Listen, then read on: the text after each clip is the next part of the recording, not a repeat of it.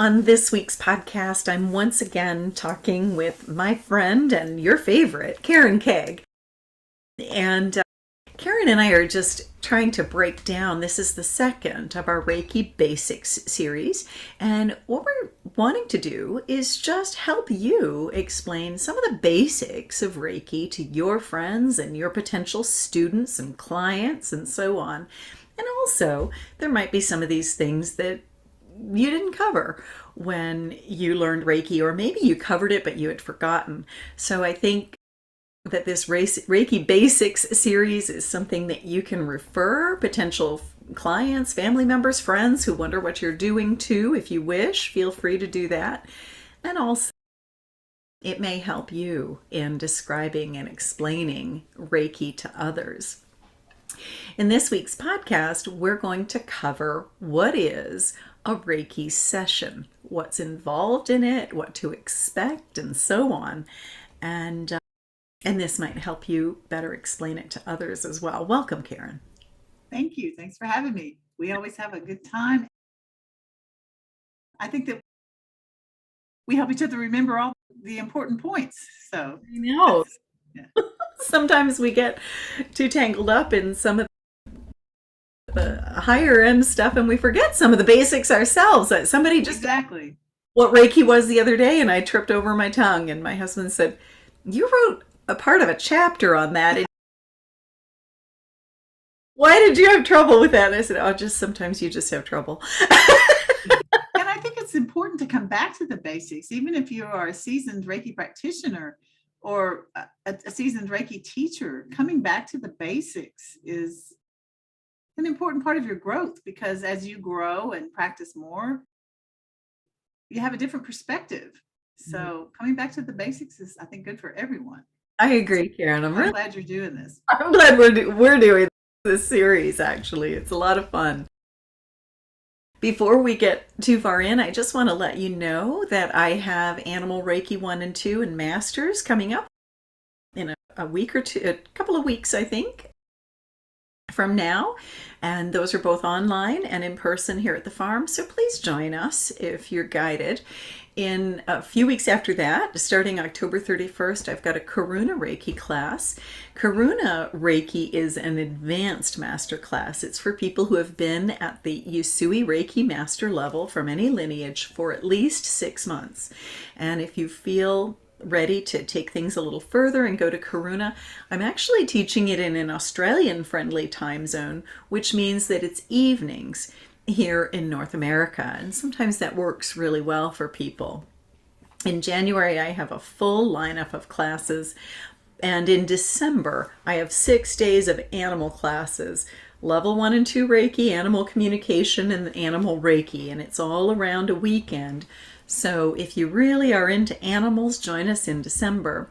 But I also particularly wanted to let my Australian students know, or North American students who've always wanted to travel to Australia, that I will be teaching in person in Australia, Level 1 and 2 Masters and Animal Reiki 1 and 2 in March.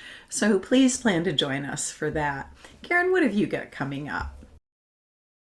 Very similar, only I'm teaching Karuna in December. But I teach Reiki 1 and 2, Reiki Master, Animal 1 and 2, and Animal Master every month. And I try to vary during the week and weekends. So Now you have like every other month. So just check my website, reiki-institute.com. You've got an interesting class coming up though, Karen, and for students in Asia, do you not? I do. I forgot about that. Yes, this month, actually, the end of this month, I'm teaching Animal Reiki Master over 2 weekends. So Friday, for me, it's Friday and Saturday morning. For those in Asia, it's from 7 to 11 on Friday the 21st and Saturday the 22nd, and the following Friday the 28th and Saturday the 29th. And if you're in London, that would be same dates, but from noon till 4. So it would work really well for people who like getting up very early in North America, or who are a little further east like I am, for people in Europe, and it would also work really well for any of your Asian students or any Asian students who are looking to do Animal Reiki Master. So I really encourage you if that speaks to you, taking it over 2 weekends is a lovely way to do Some it. people do like to break it up that way, since you do have 4 ignitions to the symbol. So Mhm. you'll get an ignition and exercises, meditations, practice time every And the day. master level is powerful. We're going to do in our Reiki Basics series, we're going to talk just about animal Reiki, but let me just say at this point, it's powerful. Yeah, thank you. Going to also ask people before we get too far in, if you have Reiki, just to bring your hands together in Gasho and close your eyes and just invite your Reiki energy to activate and all of your Reiki symbols to activate and join you today. And just be part of our talk. And at the end of our talk today, I'm going to share with you a wonderful healing experience, which forms the basis of most of my Reiki classes, actually. And so once your energy is activated, just place your hands on your body, wherever you feel guided. And Karen, let's just start with the very first question. What is a Reiki session, and what can somebody expect if they book a Reiki session? What does that usually look like? Do you want to give that a shot? Sure. I'm doing only distance sessions now, Me too. but let me talk about what an in-person session is like. People say, what should I expect? I say, dress comfortably. You're going to lie down on a massage table. If you're cold natured, dress, appropriately, but I cover people up with a blanket usually. And then sometimes they're like, I have to get out from under this blanket because my Reiki hands are hot. I may touch or not. I usually have a form for people to fill out where I ask things like, are you sensitive to touch? Are you sensitive to smells? Sometimes I will ask clients if they would like me to use essential oils. Pam, I know you have your own line of essential oils. They really help to move the energy sometimes, but I always ask. Some people are really sensitive to smells. And they get on the table, and I usually, I ask, is this your first Reiki session? But I'll tell them a little bit about how I do my session. First of all, I'll ask, on the form, I ask, do you have any particular intention for this? Or are you just, why are you here? So that we can work together. And then I'll explain that what I'm doing is I'm just doing a scan. And I tell them I talk constantly. The only time I am not talking is when I'm doing a Reiki session. I'm a real blabbermouth. But I tell them, if you have a question or you want to comment, oh, I feel something, or I encourage people to go ahead and comment. And I tell them also it's completely fine if they fall asleep. I would say at least half of my clients fall asleep during a session because they get so relaxed. But I'll tell them, okay, so I'm just going to scan, and I'll do a Biosen scan. And sometimes I'm moving my hands over their face, and they'll say, oh, I feel that. But I'll tell them, like, I'm just feeling your energy field just to see how your energy feels. And I can tell where things are blocked and not, just because the energy is either flowing or it's not. Mm. Usually, like, people who are not talking about something that's bothering them, they haven't been talking about it for a long time, I'll scan and I'll feel like, ooh, what's going on here? And I'll tell them I may ask questions, but for the most part, I'm quiet. And so I'll tell them I'll start at the top of the head, usually, unless I'm guided to go somewhere else. And I'll just work my way down, ending with the feet. I also ask them if they have any trouble with their back. I'll tell them, because so many people fall asleep, I don't always turn people over and treat my backside, because the energy goes where it needs to go. And the session up. How about you? I never turn them over either, Karen, and I can shimmy my hands underneath of them if I need to. But one thing about it that some people might think, because it's a massage table, you would get undressed the way you do for a massage, but you don't. You're fully clothed during a Reiki session. You probably take your shoes off, but otherwise than that, You stay fully clothed and, like Karen said, dressed to your level of comfort. And there are different types of Reiki sessions. And I think it's important to know that every Reiki practitioner has their own style. Some people use only hand positions. Some people you might guide you in a meditation and then use a few hand positions. Some people don't use any hand positions at all.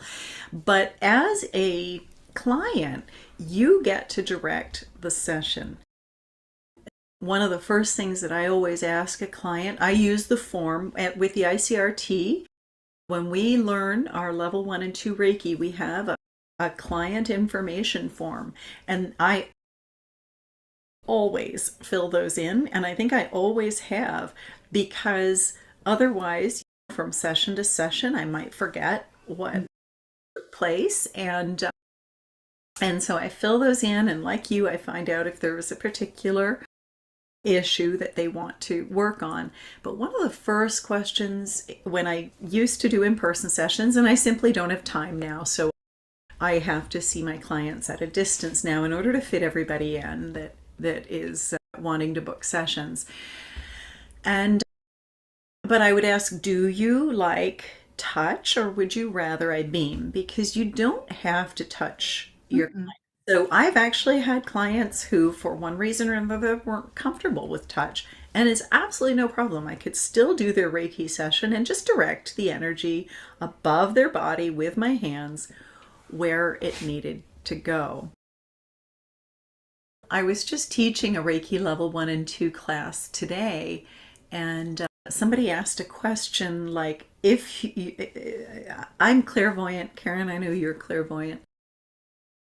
What do you do with the information that you get? And I said, that's really interesting, because I asked Reiki, I don't want to see your private stuff. And so for me, a Reiki session is between you and the energy. I want you to know that your privacy remains private. And certainly as a Reiki teacher with the ICRT and our code of ethics, we don't discuss people's treatments with anybody without their express permission.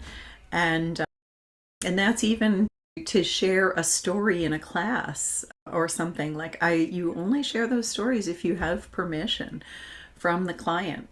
Their session is private, and even those of us with clairvoyant abilities, we don't like to pry into your privacy. We just connect you with the energy. We may observe some shapes or colors lifting from you, but beyond that, we typically don't have a lot of information unless you wish to give it to us. What are some of the other things about a session? They're amazing. Yes. And at the end of the session, I always, before I share anything that I feel like I need to share, I always ask the client, so what did you experience? Did you to see if they have any questions, or so I let them take the lead. What do you want to know? Always. Or how do you feel? And then if it's a distance session, it's a little different because I'm not there. Although I've had clients say, it feels like you're in the room with me. And I said, I think I am. Energetically, I am in the room. It's really bizarre. I like to stay on the phone with clients, especially new clients on the phone. If it's an international client, we'll use Zoom usually, but then I still can't see them because I'll have them lie down. But I like to be connected because they may have a question. Sometimes I'll be giving a session, and you know how when something releases, there's like a feeling, even though I'm just using a pillow in a distance session, I'll feel like a sensation. Shift. Yes. And I like to be connected because sometimes the client will say, oh, my foot just pumped, or I think that they feel more connected that way. So the distance sessions are a little bit different. Sometimes I have two clients who are really busy and they're like, I want you to do a session on me and just type the notes and send them to me. And so I do the session completely, even without having any Connection. verbal contact with them at all, because I connect energetically with them. And yeah, so there are lots of different ways you can do the sessions.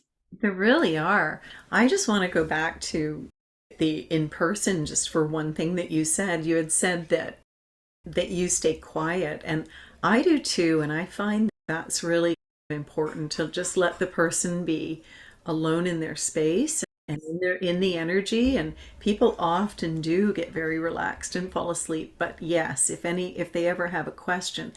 But let's just go back a little bit about distance sessions, Karen, because we're talking about them, but I want to share with you that I almost gave up Reiki because of distance sessions and because of the distance symbol, because I simply couldn't wrap my head around the fact that they could be real, and that somebody who wasn't even in the same room as me, or who wasn't even in the same country as me or continent as me, could possibly give me a treatment.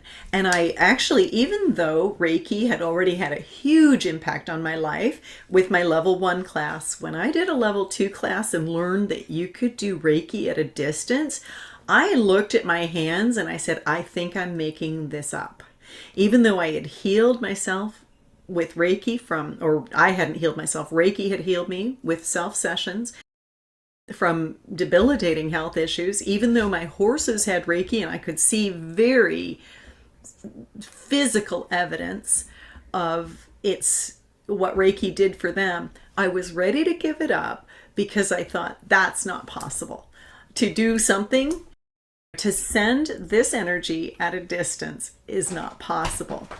So, did you ever have any? Oh, yeah. I always considered the distance sessions like second best. Well, if you can't come to my office, we could do a distance session. Probably because I love touching and I love being with people.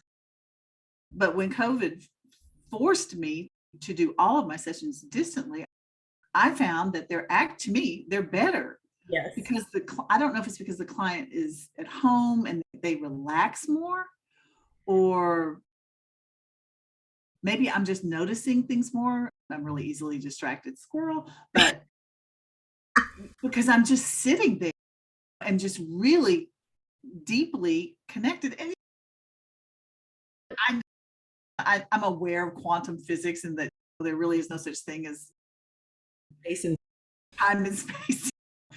Kind of, but then there's something probably about that. Well, from our academic training, also going, how could this be? How could this possibly be? But I've had so many experiences where there's no other way to explain what I pick up or what they feel, or that you can hear the change in their breathing, or they'll just volunteer. Wow, something just jerked, or something just that, and I felt it, and it's just amazing. And the benefit. You can hear the change in their voice. Yes. I can hear the change in their voice from like tension and stress to like harmony and health from the beginning to the end of the session. But so distance sessions are, I think they're powerful. Yeah, they really are. But I don't know, the people who are doubtful about it, then they're like, no, I know this, I love this. You know what happened with me and I almost gave up Reiki, which I thank goodness with all the blessings that Reiki has brought into my life and all the beautiful people that it's brought into my life. I just thank goodness that I didn't give up Reiki. But I'm a researcher. I'm always looking for answers. And I thought, I was like immediately after my Reiki level 1, my level 2 class, I stopped doing Reiki for about a week as I was trying to get my head to sort out the possibility of this distance thing that I didn't believe in. And And I thought, well, okay, and I felt miserable because I was used to doing Reiki for a couple of hours for myself every day. Like I was just very loved doing Reiki, and so I spent a lot of time in the energy. And so a week of not doing Reiki was torture. And in the meantime, as I wasn't doing Reiki, I started doing tons of research, and I finally happened upon someone who said, "You're not going to understand how distance Reiki works because it's not linear, and the human brain tends to like things to be linear." And I said, okay, I understand that. And what she said was, instead of wasting your time trying to figure out how it works, why don't you try it and see if it works? And I thought, oh, as a scientist, I can get behind that. That's one way to do an experiment, of course. And so I tried it, and I had absolutely phenomenal results and feedback both of what happened. And so thankfully, that helped me stick with Reiki. And then I did a lot more research, and I found, wow, this really does follow a lot of Einstein's work and a lot of some of the higher level physics work that is out there.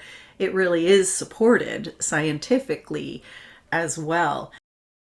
I started doing distance sessions only during COVID as well, but prior to that, I had already been shifting quite a bit to just distance sessions. And what I was finding is that my practice was getting busier, and that when you have people coming into your house and out, it was really difficult to keep an hour session to an hour or an hour and a half session to an hour and a half. They were always bleeding over, and then I was late for my next session, and people were, and it was always a bit complicated. And but I'm an intuitive empath, and what I discovered, and I don't know if this is for you too, but my distance sessions were more powerful, not as powerful, more powerful than my in-person sessions. And I have a theory. I don't know if it's correct, but I think it's because when I am in person with a client, I get a little muddled in the energy. And yet, when I have them on the phone, and I like to be connected with them too, so I use the phone or Zoom. And when I have them on the phone, there's enough distance that I don't get confused with the energy. I can see with perfect clarity what needs to be done. And then the energy just gets in and does it. So for me, and I also feel that my clients are able to be more comfortable. And something, they have a lower environmental impact too. This is true. That's right. Yeah. People don't have And to drive there and that's a good point too, because sometimes people, they're trying to get there on time, and the traffic, you have more factors that can mess up you arriving on time, and they would come in just so stressed. Coming, doing a session where they're at home, mm, it eliminates that stress and better for the environment, as you're saying, but it eliminates that. And it seems like they're primed and ready to receive. And they just go woof right into that state really quickly. I agree. There, a distance session is really powerful. And there are several ways to do distance sessions. Why don't you tell us about how to do a distance session that would be like a hands-on session? So I had a stuffed animal, but really I just use a little pillow. Yeah. Um, yeah, I just use a little narrow pillow and use it as a proxy. But it's, as far as what I do, it's exactly the same as far as like a quick chat at the beginning, like to check in if it's a repeat client. Okay, so like last time we were working on this, and let me scan, see how you're feeling. And there'll be a little chit chat at the beginning and then at the end, but it's pretty quiet that way, unless I'm doing like a holy fire healing session, Tell us a little which, bit about that. And we're going to do one of those today. And Holy Fire Healing Session style is how I do all of my distance sessions. yeah. So where you involve the client. So one thing about a Reiki session is we've talked, I think, before in the previous podcast that Reiki does not go where it's not wanted. But if you can help get the client more like in to set their intention and to participate in their own healing, I think that's an important part of Reiki is for people to realize just by showing up for a Reiki session that you're already saying, I'm in trouble or I need help. So you're open there. But when the Holy Fire Healing experience, for example, you can help the person zero in on what it is and help them take responsibility for their own healing. It's not just because sometimes I have had clients where they're like, oh, I'm stressed. Like I have to go to Karen, which is great. But a lot of times I'll tell them, like, you need to take a class so you can do this. But even if they are a repeat client, what's going on with you?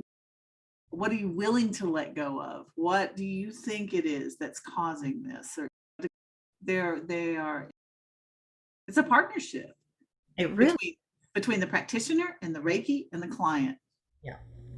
And I think, and you talked about taking ownership, and I think you're right. Like something like the Holy Fire Healing experience empowers the client. Yeah. It's not you coming to me so I can heal you. It's us healing, getting you in the space so that the Reiki can provide the healing energy you need, and you're an equal participant in it. And yes, because we want to empower. That's a big part of what Reiki is. It's helping people get clear, literally like clearing their energy, but also like clear about like, how did I get here a little bit so that once you clear a blockage, the energy's flowing. You want them to, usually the discussion is around like, I wonder what could be going on in here. Why do you think I'm feeling this? And then it gets them to reflecting about their life and like how they might be able to do things differently. Because I guess of course I love my business, but ideally we want to help our clients become better and get more on track so that they don't have to come. Ideally, they don't have to come, or if they're coming, it's just for maintenance to get a clear off of whatever was going on this month. Like, how often do you recommend for people to get a session? That's a really good question. And one of the things I tell my clients is that I get a Reiki session from somebody else at least once a month. At least. And I just find for my own energy, I am empathic. I sometimes do pick up stuff from others, and it's just lovely to get a little bit of assistance from somebody to get that clear. And what I find that does for me once a month, getting a session, and I do my Selfsessions. So once Right. you have Reiki, ideally, and you talked about this, Karen, a Reiki session is a great way to experience Reiki and see what it is and see if it resonates with you and see if you like it. And then if you do like it, ideally we like to see our clients come and do a class so that they can do their own healing and don't need to rely on us. And yet many of those clients will still maybe book a session with us every few weeks or every month or once a quarter.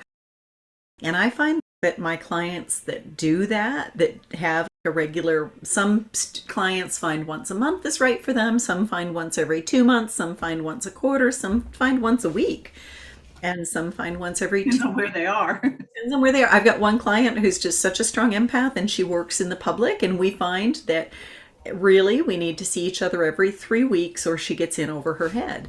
And but I find that if you're preemptive, if you do book regular sessions and self-care and you value yourself enough to do that, that you don't have to move into crisis. Like you, and that's why I go once a month, because I find that it just keeps me in a beautiful flow with the energy that keeps things effortless. And sometimes if I can't get my session in, I may find things get a little more difficult. So that's what I do. What do you recommend? I'm listening to you and I'm recommending to myself, like, I need to make sure that I get my Reiki sessions from other people because I don't do that regularly enough. But with, I do it just on an individual basis, just based on what the client is feeling. And because it depends on where they are mentally, physically, how dense the stuff is. Sometimes people come to me after they already have cancer. And so we'll set up like weekly sessions. I had a woman in Oklahoma that we did weekly sessions because she was recovering from cancer. So it just varies. I'll often do weekly sessions with people, especially if they have like a terminal diagnosis. And with Reiki has been able to turn those diagnoses around with weekly sessions. But we also, I don't know if you find, Karen, but one of the things that we sometimes recommend is if you have a kind of a significant issue, you might want to do several treatments in a row, like Mhm. 3, 4, 5, whatever, until you can really clear up that issue. And that does seem to be very effective as well. Have you found that too? Yeah. Yes. Mhm. Yeah. Yeah. What could a person expect to pay for a Reiki session? Generally, like when I'm teaching my students, they cost about the same as a massage in your area. That's what I tell them to use as a gauge. And so the other thing about distance sessions, I have clients from California because in California, a Reiki session is $150, $175 per session. I Mhm. charge 100 because I live in Arkansas. There you And go. for my clients in California, they're like, "Woo, you're cheap." But but in Arkansas, that's what a massage costs. Yeah, I charge I would 100. say even 80 to 100. I charge 120, but it's Canadian, so it's probably like $2. No, just kidding. But it's about the same as a massage. So, It's so it's yeah, and that is very typical as well. And different practitioners have different styles. And so if you try a Reiki session with somebody and it just, I don't know, you didn't love it, it's not a bad idea to try somebody else. And also everybody's energy feels a little bit different. And I was explaining to my class today, I was like, yeah, so some people have really hot hands and I really like those. And I went, oh, and some people's energy is really soft and sweet and I really like that. And they started laughing at me and I said, and I really like everything in between. yeah, I have never yeah. had a Reiki session that I didn't love. And sometimes I adjust to clients too, but like some clients, like when I did in-person sessions, most of the time, 'cause I was in an office where there were other people, like maybe financial advisors and attorneys, and I had this little office there. And so I would play music, partly just to drown that out. But then some people were like, can we just have quiet? That's the other thing about a distance session is people can just be quiet Yeah. or they can play their own music because sometimes the music, like my friend used to say, it's like, what is that wind chimey stuff? Turn that off. I love Native American flutes, and I have a friend who's just like, "Oh gosh, that just all sounds the same. That's just getting on my last nerve." I'm like, "Really? I thought it was really nice." So some practitioners use music, some don't. Yeah. Yeah. So if you have I would say if you have an experience with a Reiki session where you're like, yeah, maybe ask some questions when you book the next one. Book with somebody else and ask some questions. Yeah. Some questions to ask. Do you usually do hands on, hands off? Do you play music? Is it Only do distance. I want to swing back. Karen, you were saying about distance sessions that you usually do yours on the phone and such, and I do too. But sometimes if I'm working with somebody in Asia or another part of the world, sometimes their connection is not stable. And so they'll actually just text me, hey, can you do this and this. And you know what? Those sessions have been really powerful too. So I typically like to be connected, but it's not always possible. That's true. It still works. Oh, and you know what else? I also have another client, I'm sorry, Go ahead. where we talk at the beginning and she says, I know I'm going to fall asleep. So let's hang up. You do the session and send me notes. Oh, yeah.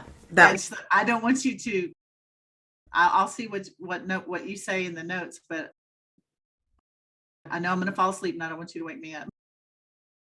That's a very good way to do it, and to know what you like. And something, I have clients that it just feels like when our session time is up, they're so comfortable in the energy that they're meant to stay in it. And usually we come back and we debrief. But in those instances, I'll say to my client, do you want to stay in the energy today? And inevitably they'll just go, yes. And so I'll say, great, I'll see you at our next session. And I hang up. And I don't have a lot of one-offs. I do have a lot of people that come for repeat sessions. Yeah. So that's really neat too. Well, what are some of the other questions people have? Oh, what are some of the side effects of Reiki? Oh, besides sleep. Really good sleep, happiness, peace. Does Reiki have any side effects? You know what? Sometimes as energies are clearing out, it can feel uncomfortable. And even you were talking about the woman that didn't like the flute music. I had somebody in class today who's like, ooh, I found the music a little jarring. And I said, oh, isn't that funny? That's the music that William Rand believes we uses for every placement, because it's got the frequency of God in it. And Julie True, Music to Journal, Volume 1. And then I said, you know something though, sometimes we're supposed to be a little jarred because it brings the energies up to the surface. And recently in a class, somebody got a distressing phone call and she couldn't get off the phone. And we were trying to get the class started and we were ready to go into our ignition style attunement. And I let her know, because I was assisting William last week in New York to teach a Karuna Reiki class, William Rand.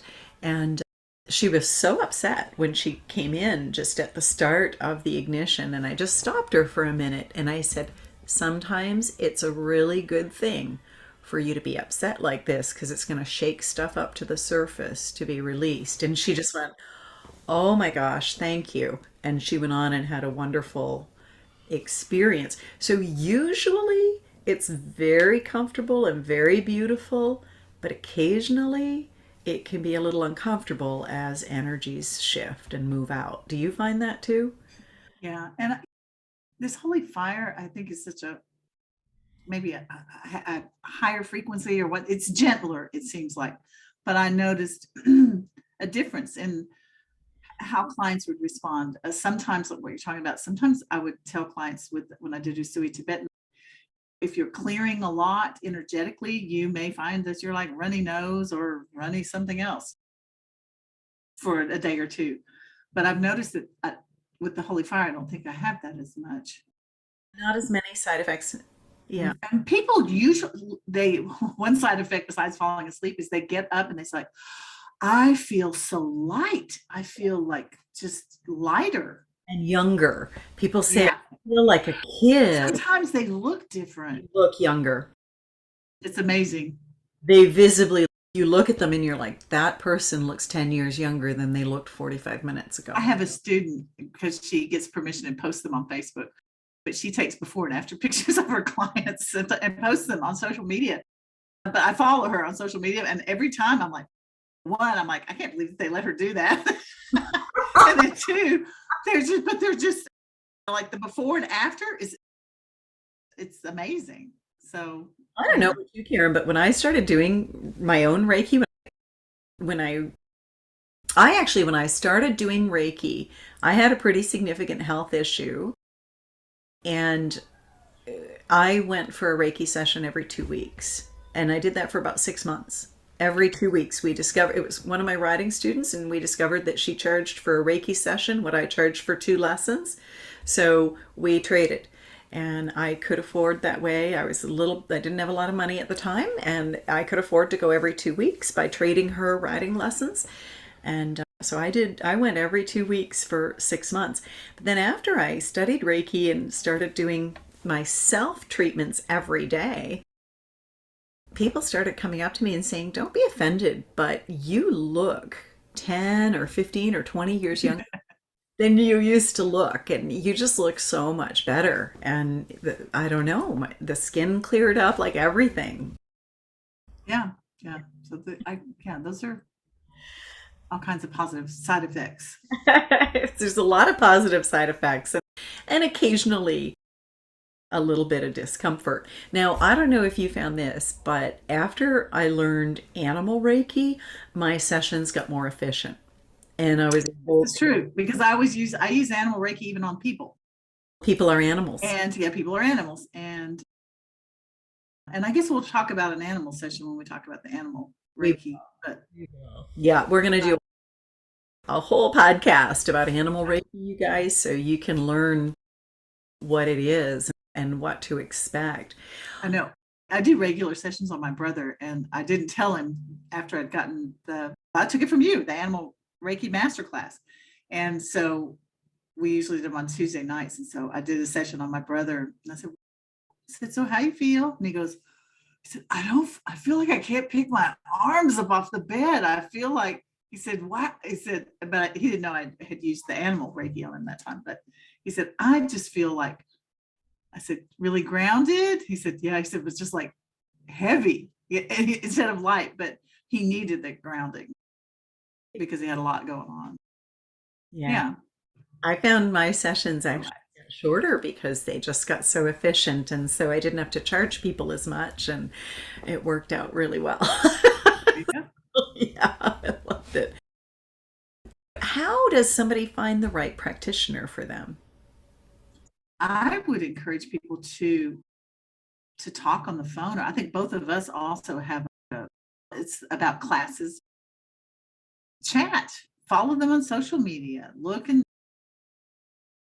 see, but even just a quick phone call. Yeah, I was thinking about doing a Reiki session, and you'll be able to connect and just ask them where they did their training, ask them what a session is like, ask them. I guess that's the main thing. Like, what do you do?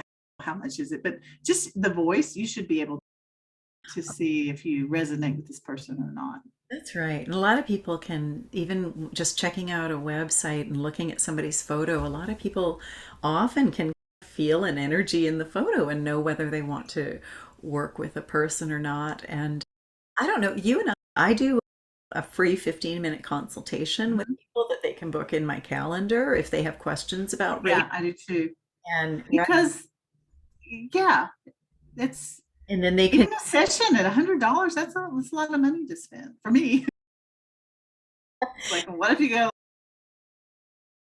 yeah, it can be. And so it's just an opportunity to talk to somebody and see if you resonate with them. And another thing to do is just, now it's so lovely because of the distance sessions being so easily accessible. You can work with a really highly trained Reiki master from across the country or from a different continent. Yeah, You probably will, you said you can tell from the voice, and people tell me all the time that I heard your voice and I knew you or I saw your picture. yeah, You yeah. were my teacher and or my practitioner or whatever. You can also use recommendations like word of mouth. You can also ask your friend group. Almost everybody knows somebody who's a Reiki practitioner, and even just asking, "Hey, does anybody go to a Reiki practitioner, and who do you recommend?" And Most people find me that they just Google Reiki near me, and then I've got some reviews on Google and some reviews on Facebook, and it pops up. And apparently, I mine is my Google is like not working at all. So nobody will find me if they do Reiki near me.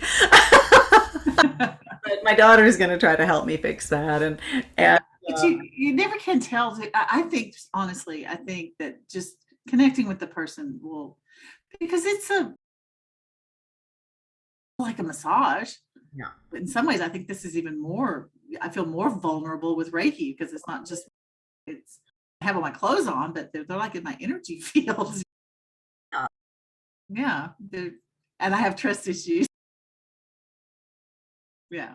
And Reiki works like, whereas a massage is more physical, Reiki works mentally, physically, spiritually, and emotionally. So I Right. think what you're saying is they're going to be going deep into some of these layers. And I want to feel comfortable with the person. yeah, And you will too. So just, I would really just strongly urge you to just see if you can talk with them on the phone or schedule like a discovery call. yeah, That we or have. even an email. Like I have some people who said, "Oh, your email back to me was so sweet that I knew I had to work with you," or whatever. And Yeah. Or I get a lot of clients and students from Instagram. They'll just Instagram message me. Yeah. that's lovely. So There's all these ways to just check out and just feel into something right. that you might like to work with.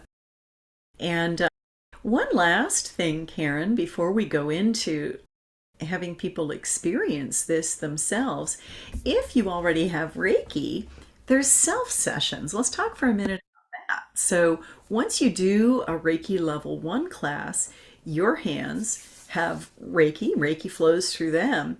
And so, one of the most important things you can do with that is to give yourself a Reiki session every day. And there's just all kinds of different ways that you can do that. And we recommend every day. And it's often something that you might do at the same time each day.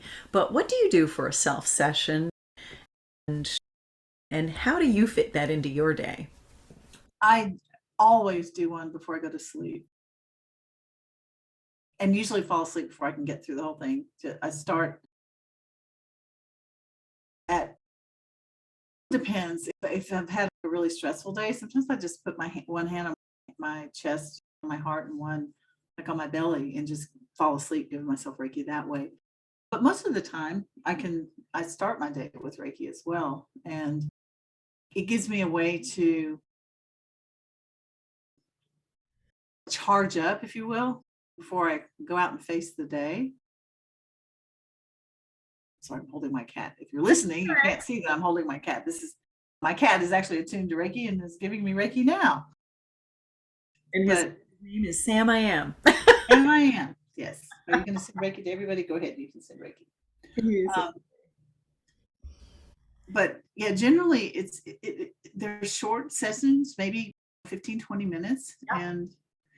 But then if I'm like sitting in a meeting on Zoom, you can guarantee I'm giving myself Reiki, like Watching on television, watching a movie. television. Yeah. I'm doing Reiki when I'm driving. Yeah. Riding my horse. Yeah. Yeah. One of the things I love to do is activate the symbols in the morning. And then I just ask them to be with me for the whole day. And I ask the symbols to go out ahead of my day and just prepare things for me so that I just have to show up. And it makes things a lot more effortless. But really, once you have a Reiki class, then you can do your own session. And even still, though, it is still nice to get a treat. Even when you have Reiki, it's still nice to get a treatment from somebody else once in a while. Absolutely. Yeah. Karen, I think we're ready. Is there anything else anything we missed or? No, I think that's probably about it. Okay. Yeah, I think Sam probably showed up because he knows we're about to do a A holy session. fire healing experience. And he always shows up for the energy. So what I'd like to do is lead you all through a Holy Fire healing experience today so that you can get an actual session from us, from Karen and I. Will both be sending our Reiki energy to you today through this podcast, no matter when you listen to it. We use the distance symbol so that all of the meditations in the podcast happen in real time for you so that you receive the energy with any of the meditations in the podcast. So this healing experience will work for you no matter when you listen, and you can listen to it as often as you'd like. But I'd like to lead you through a typical holy fire healing experience. And I know that with my distance sessions, I have become very adept at listening to Reiki guidance, and so I tend to offer these. Sometimes become personalized to my clients. They often do. The first session might be a holy fire healing experience, and after that, the meditation is normally individual for the client based on what I'm hearing come in. But this would be how we would probably begin our sessions together. So I'd like you to think of an energy that you'd like to release from your life, or a goal that you would like to achieve. And just to be aware that if there's a goal you would like to achieve, but you haven't been able to achieve it, there's probably a block or an obstacle, a block of energy that's getting in the way of that. So in both of these cases, we're letting go of an energy that is holding you back in one form or another.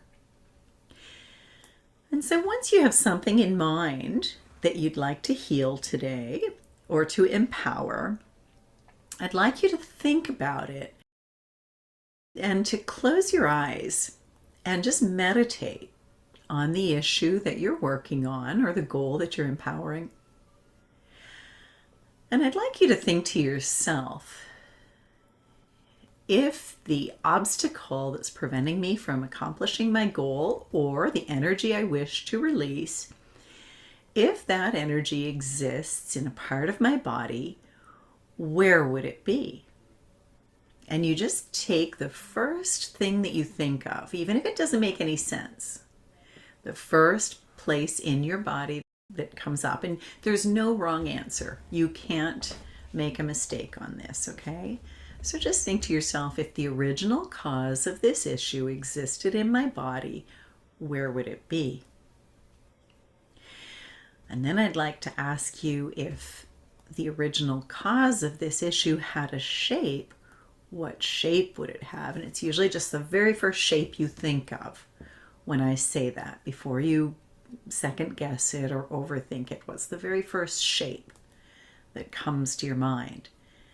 And it doesn't have to be a solid shape. It might be a moving energy, or it might be a blob or a cloud, just whatever comes to your mind. And if this energy had a color, what color would it be? What's the first color that you think of? If it could make a sound, what sound would it make?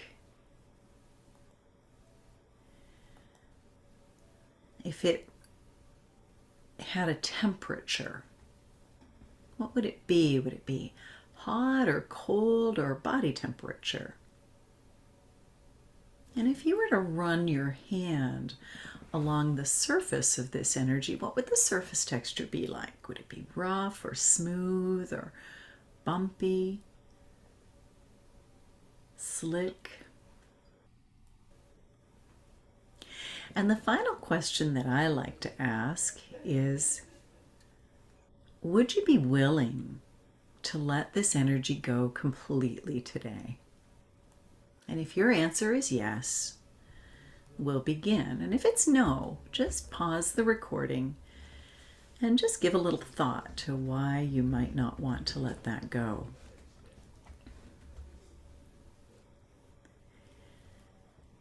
And so I invite you to close your eyes now. This is the Holy Fire Healing Experience. And just take a deep breath. You can place your hands comfortably on your body if you wish. And I invite you to imagine that it's a beautiful, warm, sunny day, and that you're walking through a trail in a beautiful forest. As you walk along and as you breathe into yourself, you breathe in the life essence of the forest, and with each step that you take, the energy of the earth flows up through the bottoms of your feet.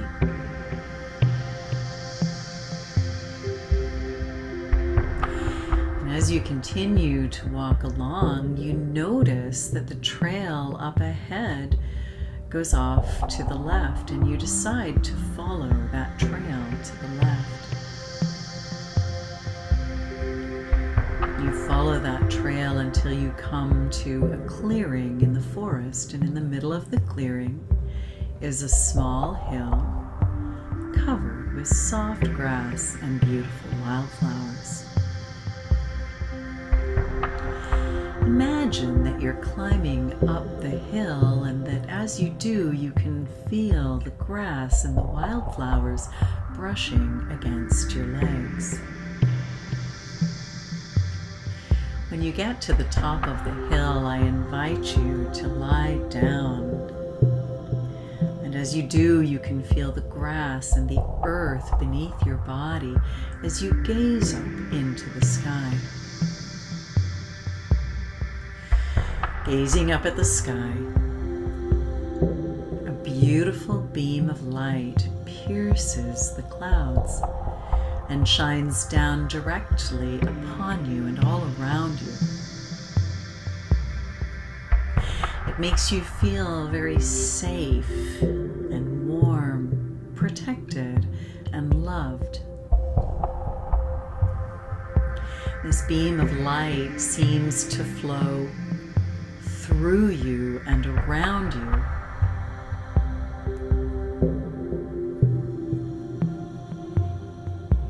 The beam of light begins to focus on that shape that you have identified. I invite you to focus on the shape yourself and simply be willing to let it go. You don't need to do anything to earn this.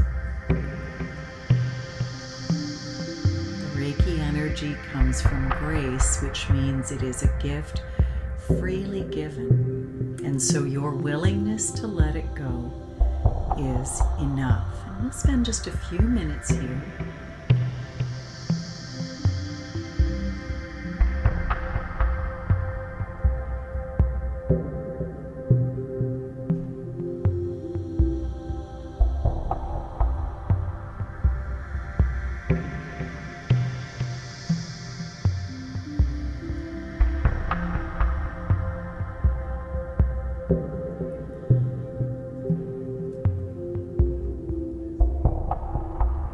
Now the beautiful beam of Reiki energy that comes from the highest heaven directly from Source begins to guide you.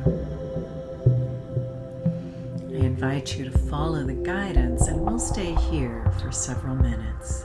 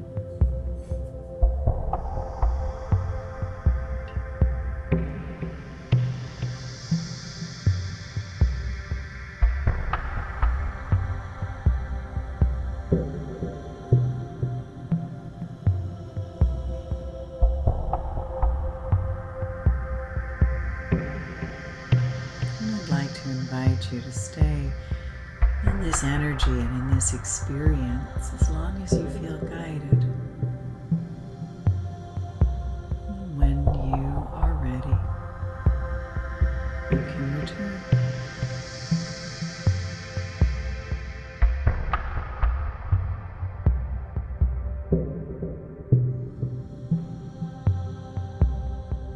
Although some folks are still in the experience, often at the end of this, we ask people if there's been any change in the shape. And one of the things that I like to ask is if you look into that shape and ask what percentage of it remains, what's the very first number you think of between 0 and 100?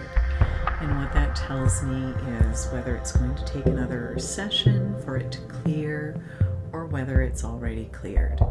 And when a client tells me that they've got 30% or less, typically by the following day, that shape has, and the original cause of the issue has cleared completely.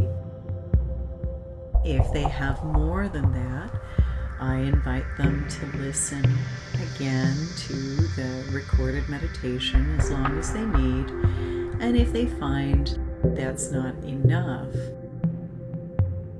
I invite them to book another session or as they wish. And sometimes a client will say, gosh, the blue square is gone, but now there's a yellow triangle. And when that happens, I know that we cleared one of the original causes of the issue, but there is more than one. So when they get a completely different shape, when they look into that area, then I know, oh, we had better book another session to work on that next shape. And Karen, I have found this has cleared really significant issues for people, from terminal cancer to sexual abuse to trauma to you name it, to obstacles that have prevented them from accomplishing things they wanted in their life. And I don't know if there's anything you'd like to add.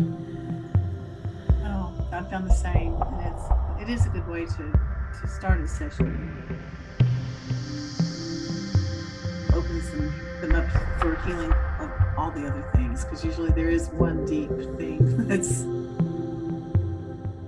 almost like pulling the stopper out to get things moving. Yeah. Well, I hope that the listeners were able to release. I hope so too. And I hope you enjoyed your session today. As always, thank you so much for listening, and thank you for the beautiful light that you are spreading in the world. We appreciate you. Yes. Yeah, and thank you, Karen. Thanks so much. Thanks for having me. Thanks for doing this, for providing this series. I think this is going to be really helpful to a lot of people. I think so too. Blessings to all of you. Namaste.